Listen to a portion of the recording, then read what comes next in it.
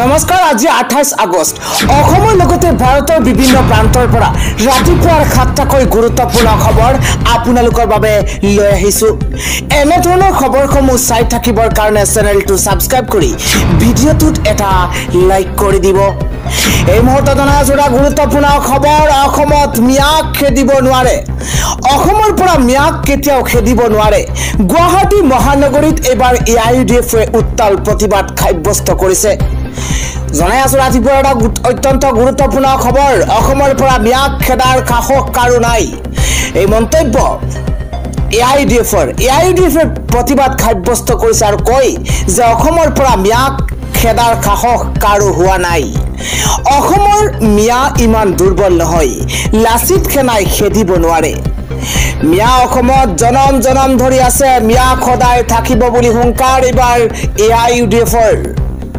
সাহস আছে যদি লাচিত খেনাই বাংলাদেশী মিয়া খেদি দেখুৱাওক মিয়া হিন্দীভাষী খেদিলে অসম কেনেকৈ চলিব শৃংখল চলিহাৰ মতেই অসমখন নচলিব শৃংখল চলিহাই কয় যে অসমখন নচলিব বীৰ লাচিত খেনাৰ প্ৰত্যাহ্বানক চ্যালেঞ্জ এবাৰ আব্দুল ৰছিদ মণ্ডলৰ গুৱাহাটী মহানগৰীত আৰক্ষী প্ৰশাসনৰ সৈতে হতাহতি এবাৰ এআইইউডিএফৰ যুৱ শক্তিৰ সংখ্যালঘু চৰাঞ্চলৰ ৰাইজক ন্যায় প্ৰদানৰ দাবীৰে গুৱাহাটী মহানগৰী কপাইছে এআইইউডিএফে অসমৰ পৰা মিয়াক খেদাৰ সাহস কাৰো নাই বুলি মন্তব্য এআইইউডিএফ ৰাতিপুৱাৰ আন এটা বিগ ব্ৰেকিং নিউজ হৈছে কালি বিধানসভাৰ মজিয়া উত্তপ্ত হৈ পৰিছে শাসক আৰু বিৰোধীৰ মাজত তীব্ৰ বাক বিতণ্ডা আৰম্ভ হৈছে দেখিবলৈ পোৱা গৈছে বিধানসভাৰ মজিয়াত ধিং কাণ্ড আৰু মিয়া সন্দৰ্ভত শাসক আৰু বিৰোধী পক্ষৰ মাজত তীব্ৰ বাক বিতণ্ডা ঘণ্টা জুৰি হৈছে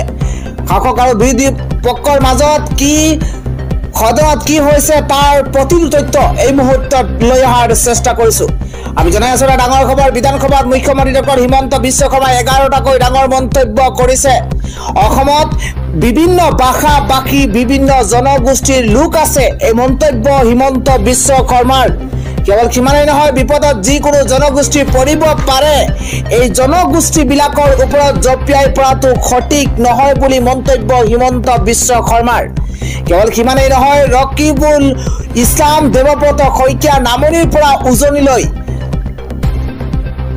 মানুহ যাব বুলি মন্তব্য কৰিছিল আৰু মুখ্যমন্ত্ৰীগৰাকীয়ে প্ৰশ্ন উত্থাপন কৰিছে যে আপোনালোকে অসমখন লবই মানে অসমখন আপোনালোকে লৈ ল'ব নেকি সেয়া প্ৰশ্ন কৰিছিল মুখ্যমন্ত্ৰী হিমন্ত বিশ্ব শৰ্মাই সদনত আৰু তাৰ পিছতেই মিয়া মুছলমানে গোটেই অসম লোৱাৰ বাবে পৰিকল্পনা কৰিছে বুলি মন্তব্য কৰা হৈছে আমি অসম ল'বলৈ নিদিও ইয়া মন্তব্য হিমন্ত বিশ্ব শৰ্মাৰ সদনত এবাৰ শাসক আৰু বিৰোধী পক্ষৰ মাজত এইদৰে ঘণ্টা ধৰি বাক যুদ্ধ আৰম্ভ হৈছিল আৰু মুখ্যমন্ত্ৰীগৰাকীয়ে কয় যে আমি অসম ল'বলৈ নিদিও বিধানসভাৰ মজিয়াত মুখ্যমন্ত্ৰীৰ স্পষ্ট কথা মিয়াক অসম ল'বলৈ দিয়া নহব আমি জনাই আছো ডাঙৰ খবৰ ৰকিবুল ইছলামৰ দাবী মিয়া উজনিলৈ যাবই এই মন্তব্য বিৰোধিতা কৰিছে মুখ্যমন্ত্ৰীগৰাকীয়ে উজনি অসমৰ ৰাইজে নিবিচাৰিলে আপোনালোক উজনিলৈ নাযাব বুলি মন্তব্য হিমন্ত বিশ্ব শৰ্মাৰ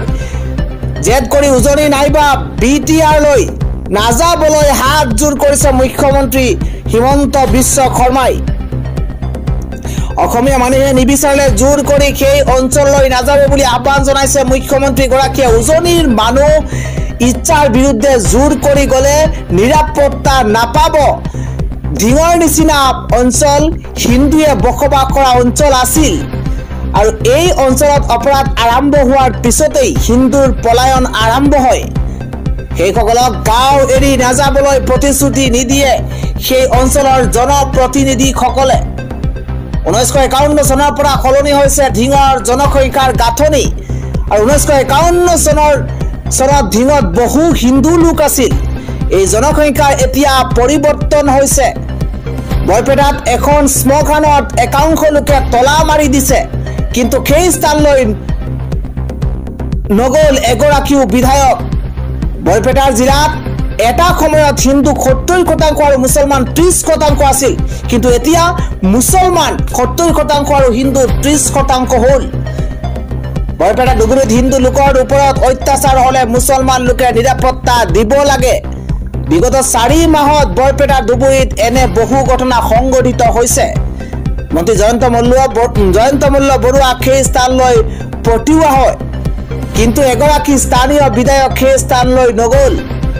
এই ক্ষেত্ৰত কিয় পক্ষপাতিত্ব ভূমিকা লৈছে স্থানীয় বিধায়কে? উজনিলৈ মিয়া গলে সুৰক্ষা দিয়াৰ দাবী কৰা হয়, কিন্তু বৰপেটা ডুগুৰিত অত্যাচাৰৰ সন্মুখীন হোৱা হিন্দু লোকক মুছলমানসকলে নিৰাপত্তা দিবনে নাই? ধিং কাণ্ডৰ মূল অভিযুক্ত তফাজ্জুল পুখুৰীত কেনেকৈ পৰিল সেয়া উত্থাপন হৈছে। এই প্ৰশ্ন বাৰে বাৰে কৰি আছে বিৰোধীয়ে। এই মন্তব্য হিমন্ত বিশ্ব শৰ্মাই ইয়াক লৈ বিৰোধীক সমালোচনা কৰিছে মুখ্যমন্ত্ৰী হিমন্ত বিশ্ব শৰ্মাই। বিধানসভাত মুখ্যমন্ত্ৰী ডক্টৰ হিমন্ত বিশ্ব শৰ্মাই এইদৰে 11টাকৈ ডাঙৰ মন্তব্য কৰিছে। আন এক গুৰুত্বপূৰ্ণ খবৰ হৈছে হিমন্ত বিশ্ব শৰ্মাৰ নেতৃত্বত অসমৰ সংখ্যালঘু নিৰাপদ নহয়। এই মন্তব্য কৰিছে আমচুৰ তৰফৰ পৰা। আমি জনাই আছো বিশেষ খবৰ, হিমন্ত বিশ্ব শৰ্মাৰ নেতৃত্বত নিৰাপদ নহয় অসমৰ সংখ্যালঘু। মুখ্যমন্ত্ৰীৰ প্ৰত্যাহ্বান এবাৰ আমচুৰ নেতৃত্বৰ। আমি জনাই আছো ডাঙৰ খবৰ, সংখ্যালঘুৰ নিৰাপত্তাৰ বাবে ৰাজধানী কঁপাব আমচুৱে। মুখ্যমন্ত্ৰীৰ মন্তব্যই অসমত সৃষ্টি কৰিছে সংঘাতৰ সৃষ্টি কৰা পৰিলক্ষিত হৈছে। অসমৰ পৰিৱেশ বিনষ্ট কৰিছে হিমন্ত বিশ্ব শৰ্মাৰ মন্তব্যই বুলি মন্তব্য কৰিছে আমচুৱে। শ্ৰমিকৰ ওপৰত চলোৱা ভাইৰেল ভিডিঅ'ৰ সন্দৰ্ভতো প্ৰতিক্ৰিয়া ব্যক্ত কৰিছে আমচুৱে।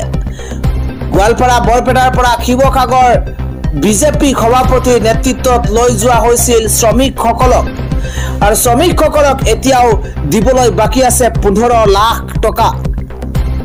জাতীয়তাবাদৰ নামত এইদৰে কৰা আক্ৰমণ লজ্জাৰ বিষয়। হিমন্ত বিশ্ব শৰ্মাৰ নেতৃত্বত নিৰাপদ নহয় অসমৰ সংখ্যালঘু বুলি মন্তব্য, মুখ্যমন্ত্ৰীক প্ৰত্যাহ্বান এবাৰ আমচুৰ নেতৃত্বৰ।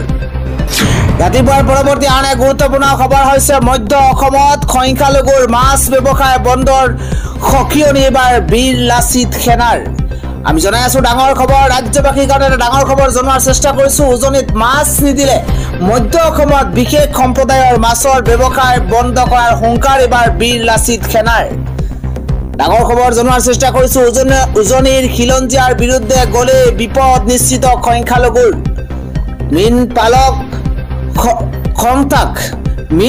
খন্তাক সকিয়নি এবাৰ নগাঁৱৰ বীৰ লাচিত সেনাৰ। নিজকে অনা অসমীয়া পৰিচয় দিলে বিপদ হ'ব বিশেষ সম্প্ৰদায়ৰ। খিলঞ্জীয়াৰ বিৰুদ্ধে গলেই মধ্য অসমত বিশেষ সম্প্ৰদায়ৰ ব্যৱসায় বন্ধ হ'ব। ভৱিষ্যতে খিলঞ্জীয়াৰ বিৰুদ্ধে মন্তব্য নিদিবলৈ এবাৰ সকিয়নি প্ৰদান কৰিছে বিশেষ সম্প্ৰদায়ক। উজনিত মাছ নিদিলে নগাঁও মৰিগাঁৱতো বন্ধ কৰা হ'ব সংখ্যালঘুৰ মৎস্য ব্যৱসায়। নগাঁৱৰ বৰবজাৰত মীন পালক সন্থাৰ গাড়ী সোমাব নিদিয়াৰ হুংকাৰ বীৰ লাচিত সেনাৰ। উজনিলৈ মাছ ৰপ্তানি নকৰিলেই নগাঁৱতো বন্ধ হ'ব মীন পালক সন্থাৰ ব্যৱসায়। এই হুংকাৰ দিছে বীৰ লাচিত সেনাই। উজনিত মাছ নিদিলে মধ্য অসমত বিশেষ সম্প্ৰদায়ৰ মাছৰ ব্যৱসায় বন্ধ কৰাৰ হুংকাৰ এবাৰ বীৰ লাচিত সেনাৰ। পৰৱৰ্তী আন এক গুৰুত্বপূৰ্ণ খবৰ হৈছে অসমত অসমীয়াইহে এতিয়াৰ পৰা চাকৰি পাব। অসমত অসমীয়াইহে চাকৰি পাব এই ঘোষণা আজি কৰিছে মুখ্যমন্ত্ৰী হিমন্ত বিশ্ব শৰ্মাই। আমি লৈ আহিছো এটা বিশেষ খবৰ, অসম চৰকাৰৰ চাকৰি পাব কেৱল মাত্ৰ অসমীয়াই। আজি ডাঙৰ মন্তব্য কৰিছে হিমন্ত বিশ্ব শৰ্মাই। হিমন্ত বিশ্ব শৰ্মাই এবাৰ মিয়া বিতৰ্কৰ মাজতে সদনত এক বৃহৎ ঘোষণা কৰিছে। মুখ্যমন্ত্ৰীগৰাকীয়ে কয় যে 90% চাকৰি খিলঞ্জীয়াৰ বাবে সংৰক্ষণ কৰিব এইখন চৰকাৰে। কেৱল সিমানেই নহয়, 10%হে বহিৰাগতই আবেদন কৰিব পাৰিব। আবেদন কৰিলেও অতি সূক্ষ্মভাৱে বিশ্লেষণ কৰিহে লোৱা হ'ব আবেদন। লগতে উল্লেখ কৰিছে যে অসমৰ খিলঞ্জীয়া নিবনুৱাৰ শীঘ্ৰেই বিধায়ক আনিব ৰাজ্য চৰকাৰে। সদনত খিলঞ্জীয়াৰ চাকৰি সংৰক্ষণৰ এই ডাঙৰ ঘোষণা কৰিছে মুখ্যমন্ত্ৰী হিমন্ত বিশ্ব শৰ্মাই। পৰৱৰ্তী আন এক গুৰুত্বপূৰ্ণ খবৰ হৈছে মুছলিম বিবাহ আইনক লৈ পুনৰ উত্তাল হৈ পৰিছে সদন। অখিল গগৈ আৰু মন্ত্ৰী পীযুষ হাজৰিকাৰ এবাৰ সদনৰ বাক যুদ্ধ দেখিবলৈ পোৱা গৈছে। জনাই আছো এটা বিশেষ খবৰ, সদনত উত্থাপন হৈছে মুছলিম বিবাহ বিচ্ছেদ আইন আৰু উত্থাপনৰ পাছতে সদনত উত্তপ্ত পৰিস্থিতিৰ সূচনা হৈছে। সদনত অখিল গগৈ আৰু মন্ত্ৰী পীযুষ হাজৰিকাৰ মাজত তীব্ৰ বাক বিতণ্ডা আৰম্ভ হৈছে আৰু 15 মিনিটৰ বাবে স্থগিত ৰখা হৈছে কালিৰ সদন। মন্ত্ৰী যোগেন মোহনে উত্থাপন কৰিছে মুছলিম বিবাহ বিধেয়ক আৰু বিধেয়ক উত্থাপনৰ লগে লগে সদনত উত্তপ্ত পৰিস্থিতিৰ সূচনা হৈছে। ডাঙৰ খবৰ জনোৱাৰ চেষ্টা কৰিছে। উত্তপ্ত পৰিস্থিতিৰ মাজতে সদন ত্যাগ কৰিছে কংগ্ৰেছে। বিৰোধী আৰু শাসক পক্ষৰ মাজত এক প্ৰকাৰৰ বাক বিতণ্ডা আৰম্ভ হৈছে আৰু বিধেয়কখন আলোচনাৰ দাবী জনাইছিল বিৰোধীয়ে। বিলখন আলোচনাৰ বাবে নোলোৱাৰ বাবে প্ৰতিবাদ। পূৰ্বৰ আইন বাতিল নকৰাৰ প্ৰতিবাদত সদন ত্যাগ কৰিছে বিৰোধীয়ে। বিধেয়কৰ অবৈধভাৱে অনাৰ অভিযোগ উত্থাপন কৰিছে বিৰোধীয়ে। পূৰ্বৰ আইন বাতিল নকৰাৰ প্ৰতিবাদত সদন ত্যাগ কৰিছে কালি বিৰোধীয়ে আৰু সদনত উত্থাপন হৈছে অৱশেষত মুছলিম বিবাহ আৰু বিবাহ বিচ্ছেদ। আন এক ডাঙৰ খবৰ হৈছে বিয়া পতাৰ 6 মাহ আগতে এতিয়াৰে পৰা জনাব লাগিব চৰকাৰক। বিয়া সন্দৰ্ভত এবাৰ নতুন আইন আহি আছে নতুন আইন। এবাৰ বিয়া বাৰুৰ ক্ষেত্ৰত চৰকাৰে আনিব নতুন আইন। ডাঙৰ খবৰ জনোৱাৰ চেষ্টা কৰিছো। বিবাহৰ 6 মাহ পূৰ্বেই চৰকাৰক জনাব লাগিব এতিয়া বিয়াৰ কথা। দৰা কইনাৰ সবিশেষ দিন বাৰৰ বিষয়ে চৰকাৰক জনাব লাগিব আগতীয়াকৈ আৰু দৰা কইনাৰ সবিশেষ আগতীয়াকৈ জনাব লাগিব চৰকাৰক। হিন্দু মুছলমান উভয়ৰে বাবে প্ৰযোজ্য হ'ব এই নিৰ্দেশনা। হিন্দু মুছলমান উভয়ৰে বাবে প্ৰযোজ্য হ'ব এই বিয়াৰ নতুন নিয়ম। হিন্দুৱে হিন্দু আৰু মুছলমানক বিবাহ কৰিলেও দিব লাগিব এই তথ্য। হিন্দুৱে হিন্দু যদি বিবাহ কৰে আৰু মুছলমানক বিবাহ কৰিলে এই তথ্য দিব লাগিব। 2025 এপ্ৰিলত এই সন্দৰ্ভত চৰকাৰে আনিব নতুন আইন। আৰু কালি বিধানসভাৰ মজিয়াত এই ডাঙৰ ঘোষণা কৰিছে মুখ্যমন্ত্ৰী হিমন্ত বিশ্ব শৰ্মাই। পৰৱৰ্তী খবৰ, অখিল গগৈৰ তৰফৰ পৰা কোৱা হৈছে যে প্ৰয়োজনত বিধায়ক পদ এৰি দিম। প্ৰয়োজনত বিধায়ক পদ এৰিবলৈ মই সাজু। হিন্দু মুছলমান প্ৰসংগত অতিষ্ঠ হৈ সামাজিক মাধ্যমত এটা পোষ্ট কৰিছে অখিল গগৈয়ে।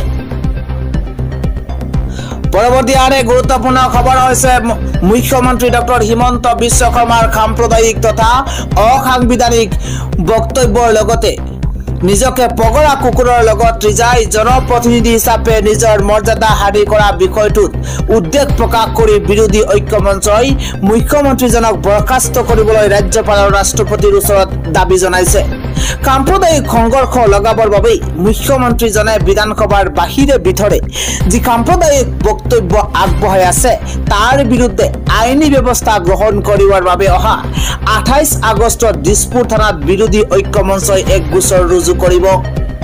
লগতে মুখ্যমন্ত্ৰী আৰু তেওঁৰ পৰিয়ালৰ হিচাপ বহিৰ্ভূত খা সম্পত্তি তদন্ত কৰিবলৈ বিৰোধী ঐক্য মঞ্চই দেশৰ উচ্চতম ন্যায়ালয়ৰ এজন ন্যায়াধীশৰ দ্বাৰা তদন্ত বিচাৰি আবেদন কৰিব। কালি এক সংবাদমেলত বিৰোধী ঐক্য মঞ্চৰ সভাপতি ভূপেন কুমাৰ বৰাই এই ডাঙৰ ঘোষণা কৰিছে। ইয়াৰ পূৰ্বে 18টা ৰাজনৈতিক দলৰ সভাপতি আৰু ৰাজ্যিক সম্পাদকসকল এখন বৈঠকত মিলিত হয়। সাংসদ প্ৰদ্যুৎ বৰদলৈ, ৰকিবুল হুছেইন, অজিত কুমাৰ ভূঞা, অসম বিধানসভাৰ বিৰোধী দলৰ নেতা দেৱব্ৰত শইকীয়া, CPMৰ নেতা সুপ্ৰকাশ তালুকদাৰ, বিৰোধী ঐক্য মঞ্চৰ সম্পাদক লিৰুঞ্জিত গগৈ প্ৰমুখ্যে নেতৃত্বই সংবাদমেলত অংশগ্ৰহণ কৰিছে। লিৰুঞ্জিত গগৈয়ে সংবাদমেলত কয় যে মুখ্যমন্ত্ৰী ডক্টৰ হিমন্ত বিশ্ব শৰ্মা এজন উন্মাদপ্ৰায় ব্যক্তি আৰু তেওঁৰ হাতত অসম সুৰক্ষিত নহয়। অসমৰ জাতি জনগোষ্ঠীৰ সুৰক্ষাৰ কথা হিমন্ত বিশ্ব শৰ্মাই কেতিয়াও সমাধান হোৱাটো নিবিচাৰে। এইজন মুখ্যমন্ত্ৰী অসমৰ নতুন প্ৰজন্মৰ ভৱিষ্যত অনিশ্চিত কৰি তুলিছে আৰু হিন্দু মুছলমানৰ মাজত সংঘৰ্ষ লগাবলৈ অপচেষ্টা অব্যাহত ৰাখিছে। সংবাদমেলত সাংসদ ৰকিবুল হুছেইনে বদৰুদ্দিন আজমল পৰাস্ত হোৱাৰ পিছত মুখ্যমন্ত্ৰীজনে দিক বিদিক হেৰুৱাই পেলাইছে বুলি উল্লেখ কৰিছে। এইজন মুখ্যমন্ত্ৰীয়ে অসমৰ খিলঞ্জীয়াৰ সমস্যা সমাধান হোৱাটো নিবিচাৰে বুলি তেওঁ লগতে উল্লেখ কৰিছে। সাংসদ অজিত কুমাৰ ভূঞাই স্বৰ জনগোষ্ঠীৰ জনজাতিকৰণৰ কৰাত ব্যৰ্থ হোৱাত মুখ্যমন্ত্ৰীয়ে অসম চুক্তিৰ 6 নম্বৰ দফা আখৰে আখৰে ৰূপায়ণ কৰিম বুলি কৈও কৰিব নোৱাৰিলে। নিজৰ খা সম্পত্তি সুৰক্ষাত ব্যস্ত থকা মুখ্যমন্ত্ৰীজনৰ সকলো সম্পত্তিৰ তালিকা শীঘ্ৰেই ৰাজহুৱা কৰা হ'ব বুলিও লগতে উল্লেখ কৰিছে। ইফালে বিৰোধী ঐক্য মঞ্চৰ সভাত মুখ্যমন্ত্ৰীৰ বিৰুদ্ধে উত্থাপিত মহাভিযোগ নতুন তথ্য সংযোজনেৰে পুনৰ প্ৰকাশ কৰিবলৈকো এক প্ৰস্তাৱ গ্ৰহণ কৰা হৈছে। অসমৰ বিভিন্ন জাতি জনগোষ্ঠীৰ মাজত ঐক্য সংহতি বিনষ্ট হ'ব পৰা কাৰ্যৰ পৰা সকলো পক্ষকে আঁতৰি থাকিবলৈ আহ্বান জনোৱাৰ লগতে অসমৰ ৰাইজক নিৰাপত্তা দিয়াৰ ক্ষেত্ৰত বিশেষকৈ নাৰীজনিত অপৰাধ নিয়ন্ত্ৰণত মুখ্যমন্ত্ৰী ব্যৰ্থ হোৱা বুলি তেওঁ সমালোচনা কৰিছে। অসমৰ সকলো জাতীয় সংগঠনৰ লগত বিৰোধী দলসমূহে আলোচনাত মিলিত হোৱাৰো এক প্ৰস্তাৱ সভাত আলোচনাও কৰা হৈছে। ৰাইজৰ দলৰ সভাপতি অখিল গগৈ, CPIMৰ দলৰ বিবেক দাস, NCPৰ ৰাজ্যিক সভাপতি জিতেন্দ্ৰ নাথ বৰা, APSLCৰ জন ইংতি কাথাৰ, PLCৰ চৰণ ডেকাৰ লগতে সোণোৱাল কছাৰী গণমঞ্চৰ নেতাসকলে নিজৰ বক্তব্যত সকলো ৰাইজকে বৰ্তমান পৰিস্থিতিত সংযমতা ৰক্ষা কৰি চলিবৰ বাবে আহ্বান জনাইছে।